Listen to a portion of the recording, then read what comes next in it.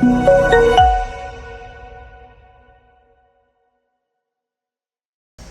우리 시간 성경 공독하도록 하겠습니다. 오늘 시간 말씀은 요한일서 3장 13절에서 18절 말씀입니다. 요한일서 3장 13절에서 18절 말씀 제가 공독하겠습니다. 요한일서 3장 13절에서 18절 말씀입니다. 형제들아, 세상이 너희를 미워하여도 이상히 여기지 말라. 우리는 형제를 사랑함으로 사망에서 옮겨 생명으로 들어간 줄을 알거니와 사랑하지 아니하는 자는 사망에 머물러 있느니라. 그 형제를 미워하는 자마다 살인하는 자니 살인하는 자마다 영생이 그 속에 거하지 아니하는 것을 너희가 아는 바라. 그가 우리를 위하여 목숨을 버리셨으니 우리가 이로써 사랑을 알고 우리도 형제들을 위하여 목숨을 버리는 것이 마땅하니라. 누가 이 세상의 재물을 가지고 형제의 궁핍함을 보고도 도와줄 마음을 닫으면 하나님의 사랑이 어찌 그 속에 거하겠느냐. 자녀들아, 우리가 말과 혀로만 사랑하지 말고 행함과 진실함으로 하자. 아멘. 이 시간 요한일서 3장 13절에서 18절 말씀 가지고 사랑으로 변화된 요한이라는 제목을 가지고 하나님 말씀 나누도록 하겠습니다. 여러분, 손양원 목사님이라는 분이 계신데 이 앞에 사진 보시면 손양원 목사님이라는 분에 대해서 많이 들어보셨을 것 같아요. 이 손양원 목사님은 경상남도 함양이라는 곳에서 태어나셔서 평양신학교를 졸업하시고 목사님이 되셨어요. 근데 이 목사님이 굉장히 위대한 것이 뭐냐면 평생 이 목사님은 자신을 위해서, 자신의 가족을 위해서 사셨던 분이 아니라 평생 나병 환자들을 위해서 사셨던 분이에요. 그런데 이 목사님이 결국에 어떻게 돌아가시게 되냐면 일제강점기 때 신사참배를 거부하심을 통해서 고문을 당하시고 결국에는 순교하시면서 이분이 돌아가셨는데, 여러분, 이분의 별명이 무엇인 줄 아십니까? 이분의 별명이 사랑의 원자탄이라는 별명인데, 이 별명을 어떻게 가지게 됐냐면 여러분 다 스토리 아시지 않아요? 이분의 두 아들이 있었는데 어떤 공산주의 어떤 학생이 이 손양원 목사님의 두 아들을 죽였단 말이죠.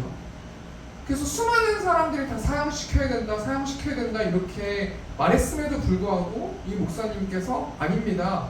그 안재선이라는 학생을 사형시키면 안 되고 내가 이 안재선이라는 학생을 아들로 삼겠습니다 라고 고백하면서 사랑의 원자탄이라는 별명을 갖게 됐는데, 여러분, 손양원 목사님의 인간적인 마음으로는 절대로 그렇게 할 수 없을 것 같아요. 저도 아들이 있지만 아무리 신령하다 한다 할지라도 자신의 아들을 죽인 어떤 그 원수 같은 사람을 어떻게 용서하는 것까지는 그렇다 쳐도 어떻게 다시 나의 자녀로 양자 삼을 수 있겠습니까? 근데 이 손양원 목사님이 어떻게 그렇게 하실 수 있었냐면 마태복음 5장 44절 말씀, 원수를 사랑하라는 이 말씀을 깊이 하나님께 받고 나서 순종하는 마음을 가지고 그 안재선이라는 학생을 자녀 삼았다라고 생각해 볼 수 있어요. 여러분, 이 말씀 통해서 우리가 뭘 생각해 볼 수 있어요? 두 가지를 생각해 볼 수 있는데, 첫 번째는 그 정도로 말씀은 힘이 있는 거죠.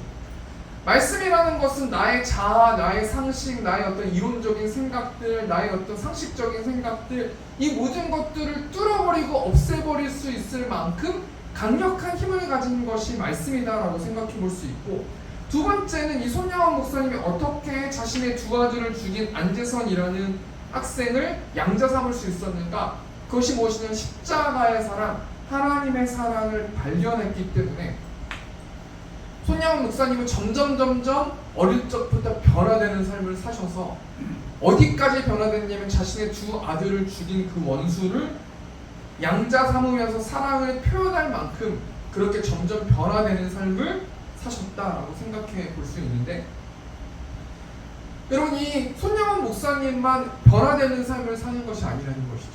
우리 하나님께서는 사랑이시다.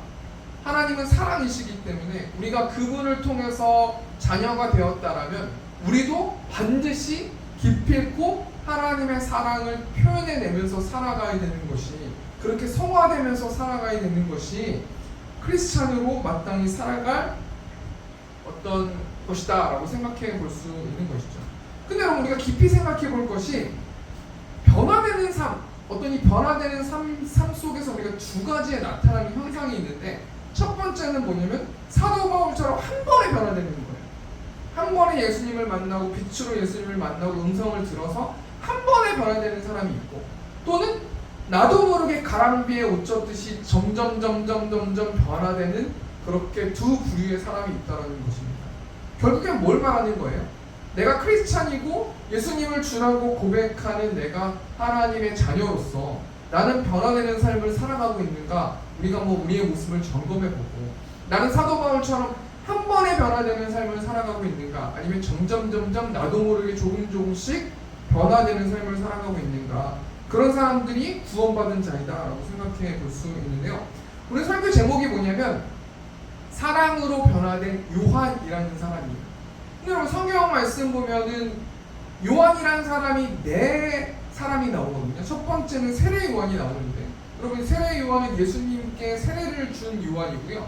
이 세례 요한은 광야에서 살았던 자이고, 예수님보다 6개월 먼저 태어나서 예수님의 오실 길을 준비했었던 자가 세례 요한이고요.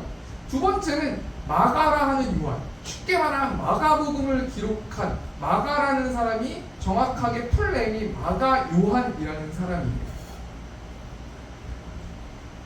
이 마가라고 하는 요한은 바울과 바나바가 같이 함께 여행했다가 싸우고 이 마가 요한을 통해서 싸움을 겪게 되지 않습니까? 그런 마가 요한이 또 있고요. 세 번째로 성경 말씀 보면 대제사장 가문의 요한이라는 사도행전 4장 6절 말씀에 나오는 요한이 있습니다. 또 마지막으로 사도 요한이라는 사람이 있는데, 여러분 이 사도 요한이 오늘 본문 말씀의 주인공이에요. 이 사도 요한은 직업이 뭐였냐면 갈릴리의 어부였어요. 근데 이 당시 이 사도 요한의 아버지가 세베대라는 사람인데, 이 세베대라는 사람은 이 당시에 세베대하면 모르는 사람이 없을 만큼 굉장히 유명했고 굉장히 부자였어요. 우리 마가복음 1장 20절 말씀 보니까 곧 부르시니 그 아버지 세베대를 품꾼들과 함께 배에 버려두고 예수를 따라가니라.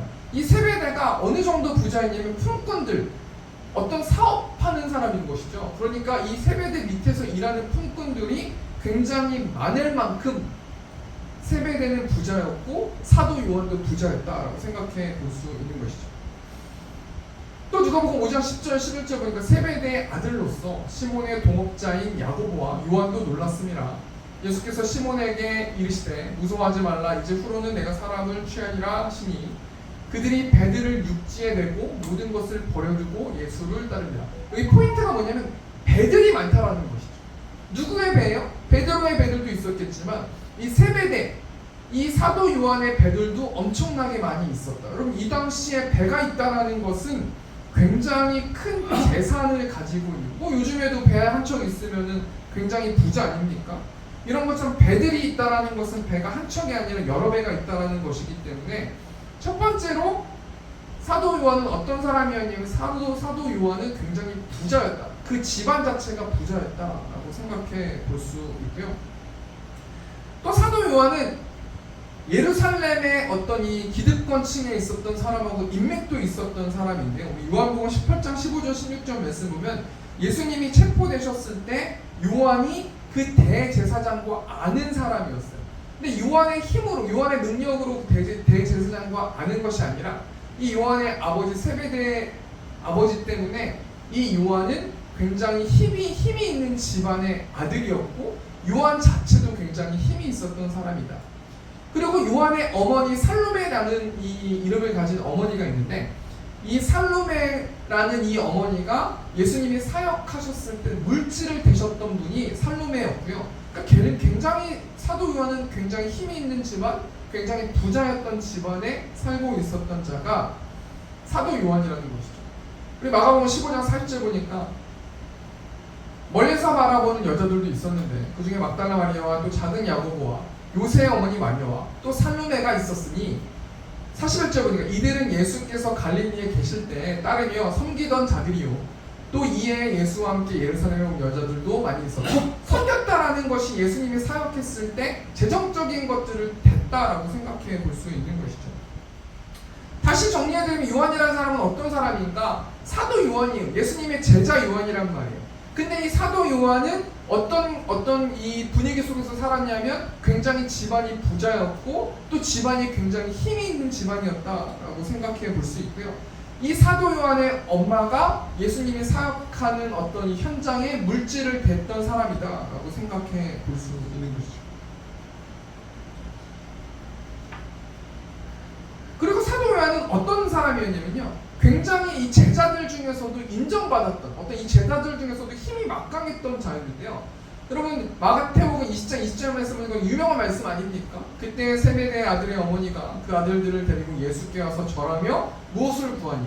여러분 예수님을 찾아와서 이 살로메라는 여자와 요한과 야고보 이들을 데리고 살로메가 두 아들을 데려와서 뭐라고 말해요? 21절 보니까 예수님의 나라가 임했을 때 우리 아들 하나는 우편에 하나는 좌편에 있게 해주십시오. 그러니까 이렇게 말했던 이 살로메 밑에서 자랐던 요한은 어떤 사람이었냐면 굉장히 세속적인 사람이었을 것이다. 여러분 요한이 어떤 사람이에요? 한마디로 말해서 부자였고 굉장히 힘이 있었던 집안의 아들이었고 그리고 굉장히 세속적인 사람이었고, 네 번째로 요한은 어떤 사람입니까? 화가 굉장히 많은 사람이에요. 우리 마가복음 3장 17절 보니까 또 세베대의 아들 야고보와 야고보의 형제 요한이니 이 둘에게는 보아너게 곧 울의 아들이란 이름을 더하셨습니다. 예수님께서 울의 아들, 천둥이 아들이라는 별명을 지어주실 만큼 굉장히 화가 많았던 자, 이런 자가 사도 요한이었어요.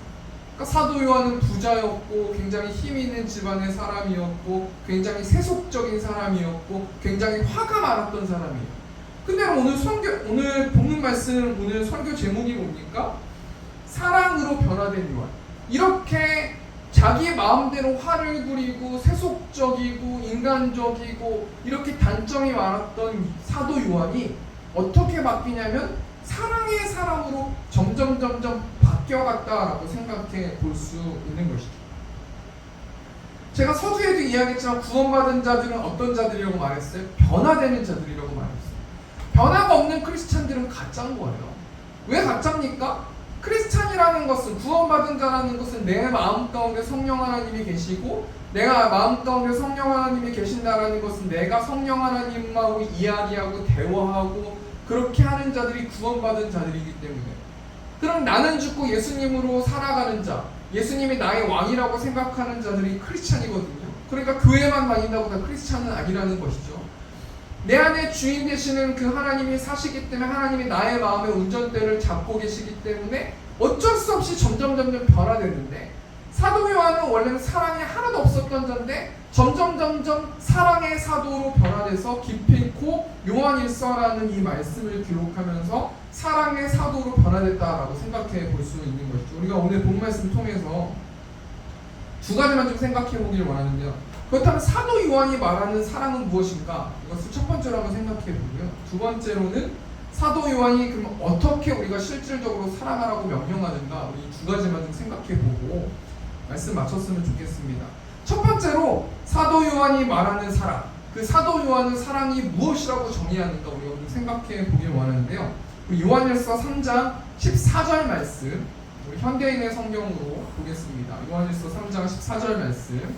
우리는 형제를 사랑하기 때문에 죽음에서 벗어나 이미 영원한 생명을 소유하고 있다는 것을 압니다. 그러나 사랑하지 않는 사람은 죽음에 그대로 머물러 있습니다. 여러분, 한마디로 말해서 예수님의 사랑을 실천할 수밖에 없다는 것이죠.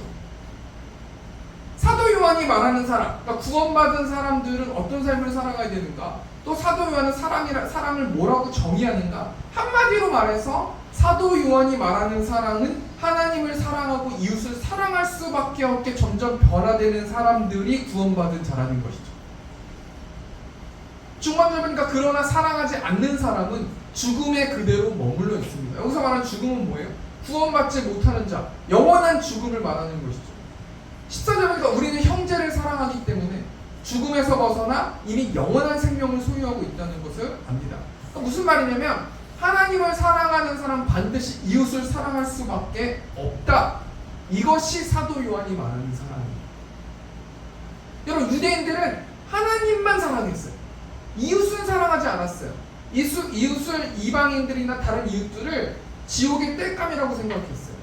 그런데 사도 요한은 그 유대인들을 통해서 뭘 말씀하고 있는 거예요? 그것은 사랑이 아니다라는 것이죠.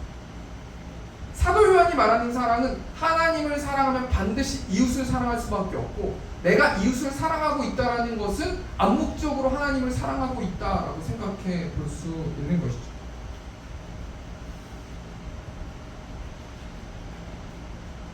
그러면서 15절 말씀 보니까 사도 요한이 뭐라고 말합니까?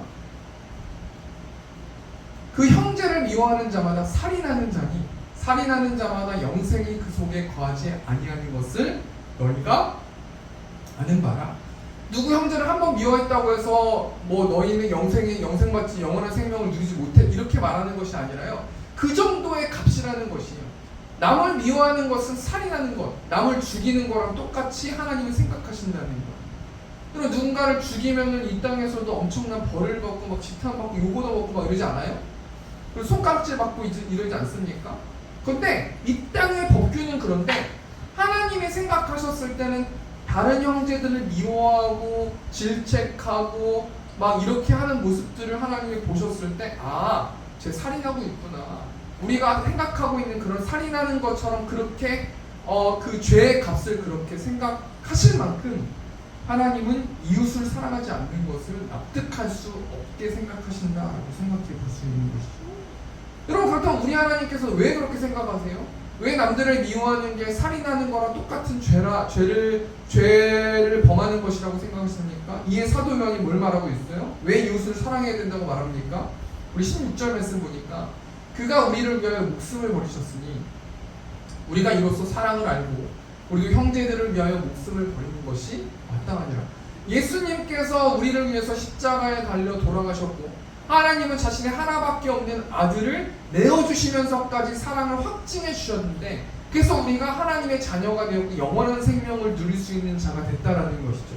그렇게 우리의 노력이 아니라 예수 그리스도의 십자가의 대속하심을 힘입어서 우리가 하나님의 자녀가 되었는데, 그런 자들이 다른 사람들을 미워한다는 것을 하나님은 납득할 수 없고, 다른 사람들을 미워하고 질책하는 것을 살인자다라고 생각하실 만큼 굉장히 그 모습을 보시면서 한탄하신다라고 말할 수 있는 것입니다. 첫 번째 대정리하니까요, 사도 요한이 말하는 사랑이 무엇입니까? 한마디로 말하면 하나님을 사랑하고 이웃을 사랑하는 거예요.